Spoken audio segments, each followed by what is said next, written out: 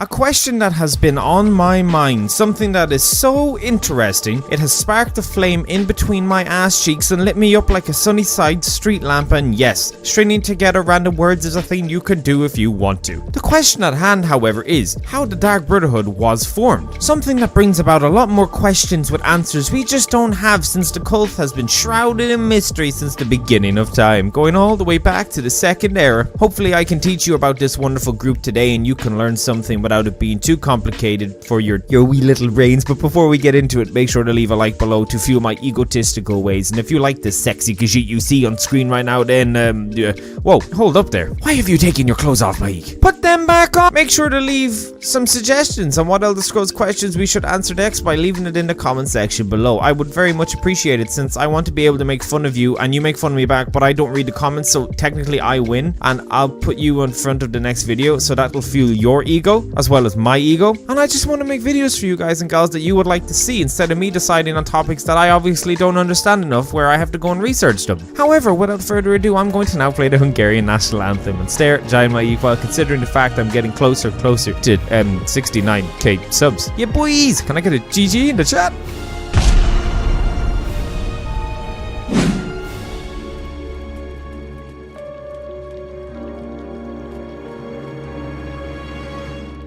The Foresters Guild. The Forest Guild, or more commonly known as the Morag Tonalon, are a guild of assassins that operate out of Morrowind and have done since all the way back in the Merithic era. This highly dangerous group of well-trained individuals make John Wick look like he should have been part of the Rugrats, and that's no small feat to achieve, my friends, cause Rugrats is pretty good, bro. They have very convenient connections to the government and operate on a legal base, although obviously not everyone agrees with their order. Now the reason I mention these boys is because this is where our Dark Brotherhood story begins. Since in current times, the Dark Brotherhood are sworn enemies of the Morag Ton, so the Morag Tong may take their guidance from the Dajic Prince Mafala, who they also call, wait for it, the Night Mother, and have also called her Black Hands Mafala. She got a lot of names, bro. What them hands do? But in case you live under a rock or have no idea who the Night Mother is, let me give you a brief of who this very, very important person is.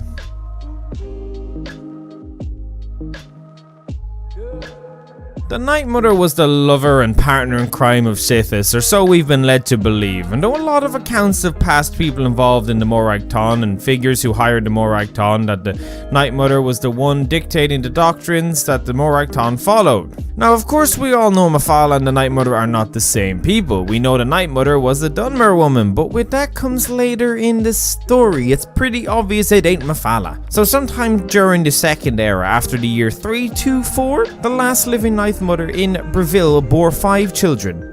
Childbirth. Such a wondrous time. Such a nice thing to happen to a human. But that's until the children get murdered, because guess what? The so-called Night Mother murdered all 5 of her children, so their souls would reach their Dreadfather, also more commonly known as Sithis. Because the people of Breville aren't a fan of children being killed for no reason, they decided to come together and burn down the house of the Night Mother, the one she lived in, and also kinda killed her as well. That happened too, but about 30 years after her death, an unnamed man heard voices in his head, which came from a woman referring to herself as the Night Mother, and so began the long line of listeners to come, people who were gifted with the ability to hear the voice of the Night Mother.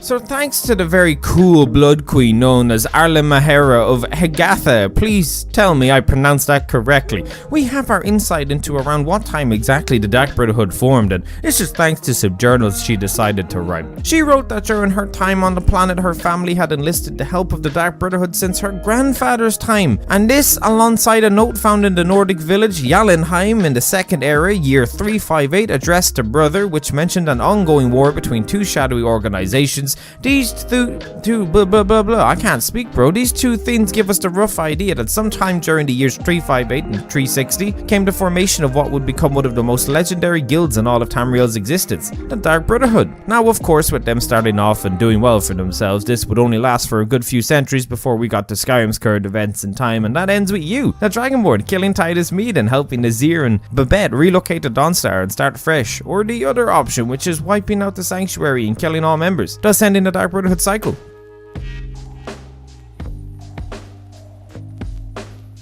So the Dark Brotherhood, like I said earlier, are a group that broke off from the Morag Thon, originally before becoming their own clique, and they have always had the same intent in mind, and that is to focus on their work, which is professional killing and assassinations.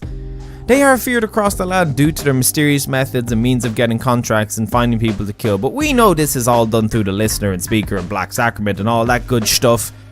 Skyrim's dirty little family, the one run by Astrid, yeah, we all know her. It's all done through word of mouth, which is something Astrid mentions, and that's just finding contracts off of rumors and such. All forms of the Dark Brotherhood do this stuff while never forgetting who they are doing this for, and that is the Dread Father, Sithis, the pure and fine representation of the Void. Alongside Sithis, they also see the Night Mother as just as important as she Sithis is magical hoe. But no matter what, you have to give them credit for sticking to their roots until Astrid comes along and ruins it, bro. But yeah, that's how they were formed in the most basic terms. When I thought about this question the other day, I wanted to answer it so I had a better understanding, and now hopefully you do too. I hope you do anyway. If I thought, Jesus man, what is going on with English today? If I taught you something new, you be sure to leave a like, alright? Not just for my grammar to get fixed, but because you like this. And if you didn't, well, you be sure to leave a dislike, alright? I do appreciate you all greatly for your support. And make sure to leave it in the comment section below what we're going to look into next, since I love making these videos off of the ideas you guys give me. I do hope you were gaming and enjoying your day today, and you were able to chill a bit while watching this video. I greatly appreciate all of you. With that being said, I'm going to go and watch JoJo now. Kono James da fishes. Adios.